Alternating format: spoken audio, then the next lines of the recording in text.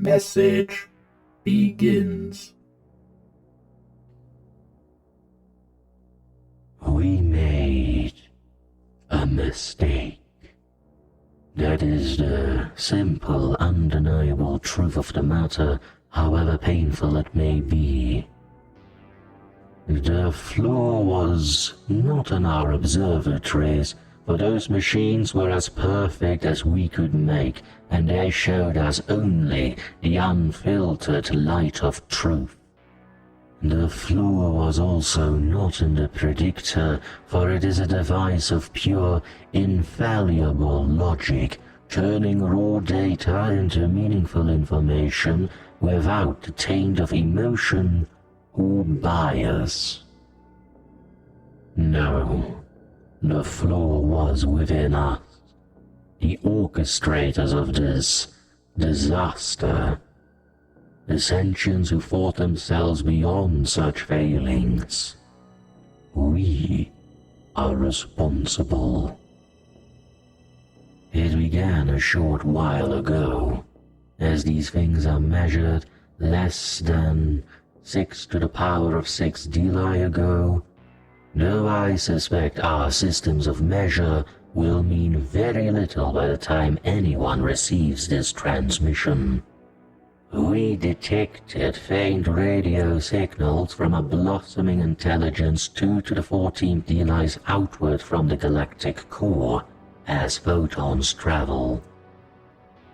At first, crude and unstructured, these leaking broadcasts quickly grew in complexity and strength, as did the messages they carried. Through our observatories, we watched a cycle of strife and violence populated by a barbaric species of short-lived, fast-breeding vermin. They were brutal and uncultured things which stabbed and shot and burned each other with no regard for life or purpose. Even their concepts of art spoke of conflict and pain. They divided themselves according to some bizarre cultural patterns and set their every industry to cause of death. They terrified us. But we were older and wiser and so very far away, so we did not fret. Then we watched them split the atom and breach the heavens within the breadth of one of their single, short generations. And we began to worry. When they began actively transmitting messages and greetings into space, we felt fear and horror. Their transmissions promised peace and camaraderie to any who were listening, but we had watched them for too long to buy into such transparent deceptions. They knew we were out there, and they were coming for us. The orchestrators consulted the predictor, and the output was dire. They would multiply and grow and flood out of their home system like some uncountable tide of devourer worms, consuming all that lay in their path. It might be 6 to the power of 8 Delis, but they would destroy us if left unchecked. With aching carapaces, we decided to act and sealed our fate. The gift of mercy was 8 to the power of 4 strides long, with a mouth 2/4 that in diameter, filled with many 4 to the power of 4 weights of machinery, fuel, and ballast. It would push itself up to 2/8 of light speed with its onboard fuel, and then begin to consume interstellar primary element 2/2 to feed its unlimited acceleration. It would be traveling at nearly light speed when it hit. They would never see it coming. Its launch day was a day of mourning, celebration, and reflection. The horror of the act we had committed weighed heavily upon us all. The necessity of our crime did little to comfort us. The gift had barely cleared the outer cometary halo when the mistake was realized, but it was too late.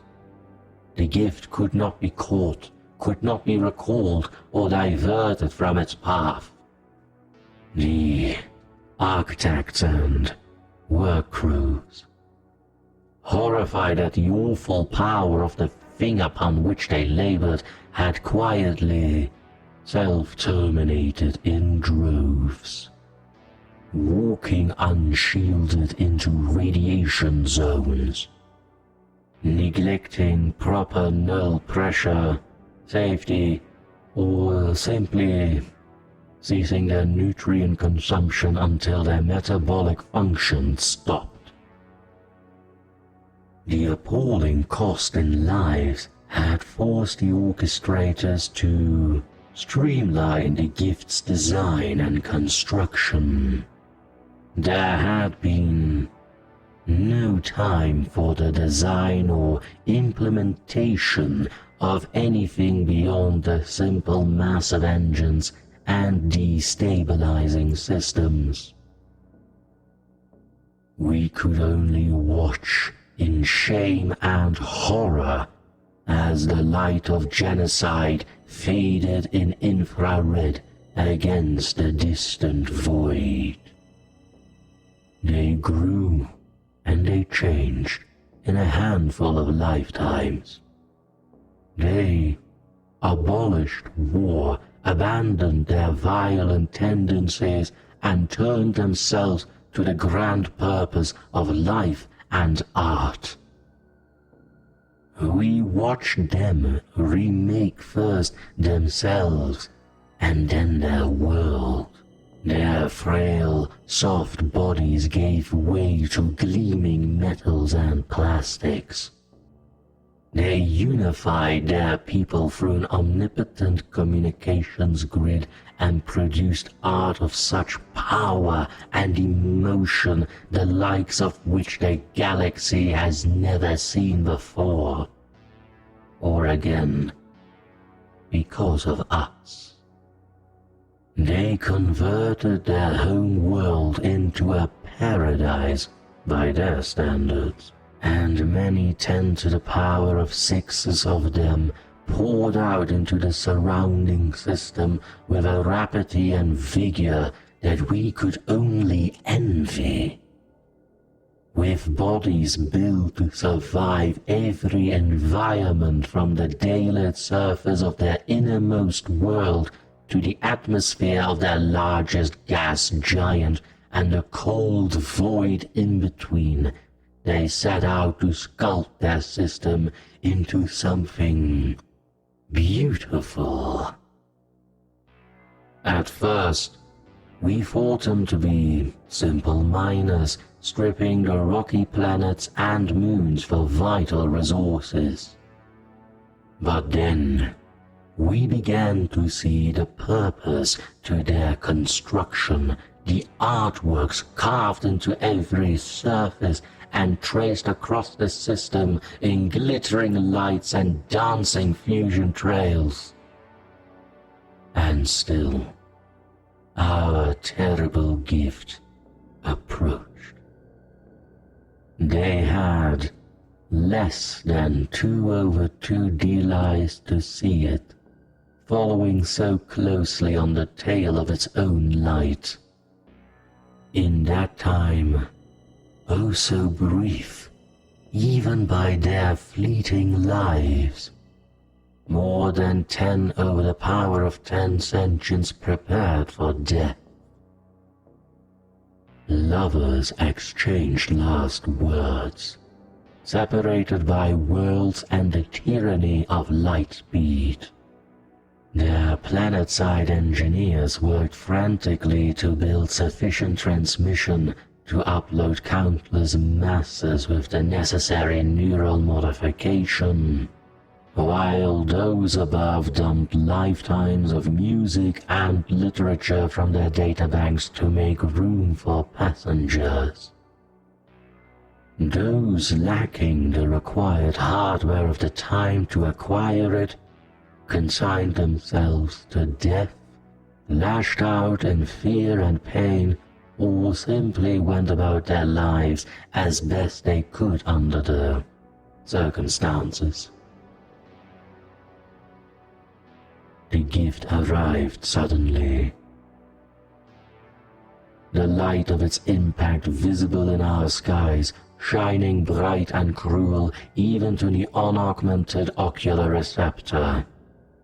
We watched, and we wept for our victims.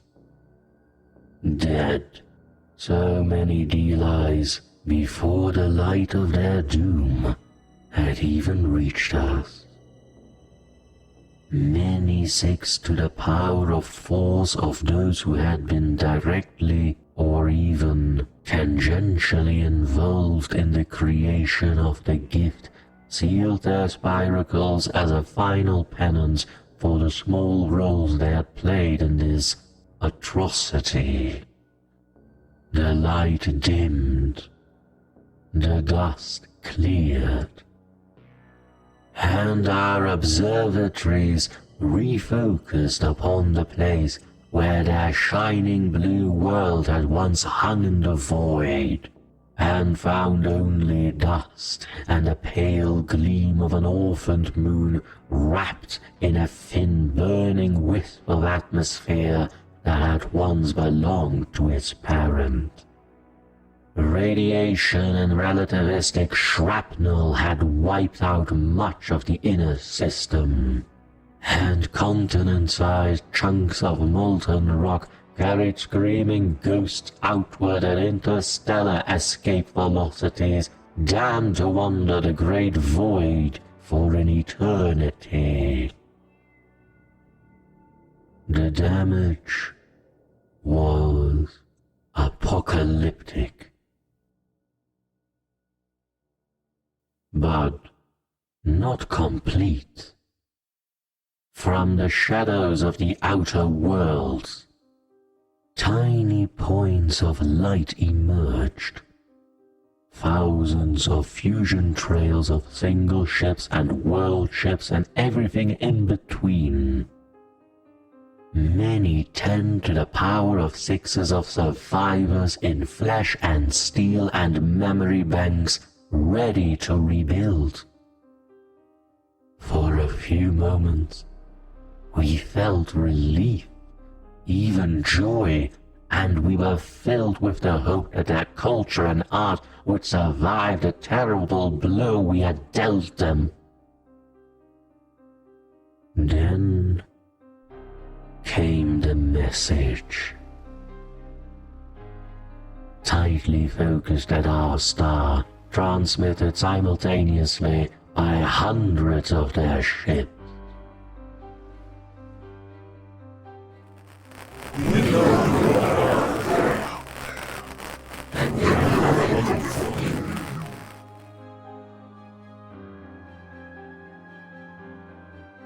Message ends.